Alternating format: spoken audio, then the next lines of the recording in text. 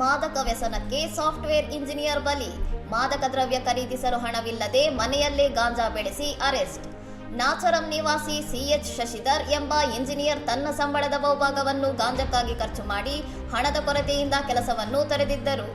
ಗಾಂಜಾ ಖರೀದಿಸಲು ಹಣವಿಲ್ಲದ ಕಾರಣ ಶಶಿಧರ್ ತನ್ನ ಮನೆಯ ಟೆರೆಸ್ ಮೇಲೆ ರಹಸ್ಯವಾಗಿ ಗಾಂಜಾ ಗಿಡಗಳನ್ನು ಬೆಳೆಸಲು ಪ್ರಾರಂಭಿಸಿದ್ದರು.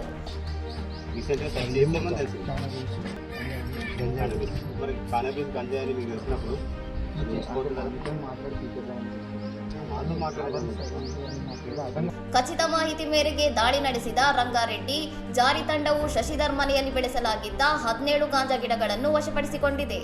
ವಶಪಡಿಸಿಕೊಂಡ ಗಿಡಗಳಲ್ಲಿ ಕೆಲವು 3 ಮೀಟರ್ ವರೆಗೆ ಬೆಳೆದಿದ್ದು ಸುಮಾರು 10 ಕೆಜಿ ಇಳುವರಿ ಬರುವಷ್ಟು ಗಾಂಜಾ ಇತ್ತು ಎಂದು ಅಧಿಕಾರಿಗಳು ತಿಳಿಸಿದ್ದಾರೆ. ಆರೋಪಿಯನ್ನು ಬಂಧಿಸಿರುವ ಪೊಲೀಸರು ಹೆಚ್ಚಿನ ತನಿಖೆಗಾಗಿ ಗಡ್ಕೇಸರ್ ಅಬಕಾರಿ ಇಲಾಖೆಗೆ ಪ್ರಕರಣವನ್ನು ಹಸ್ತಾಂತರಿಸಿದ್ದಾರೆ. ಇನ್ನಷ್ಟು ಸುದ್ದಿಗಳಿಗಾಗಿ ನೋಡ್ತಾ ಇರಿ ಸೌರಂ ಟಿವಿ.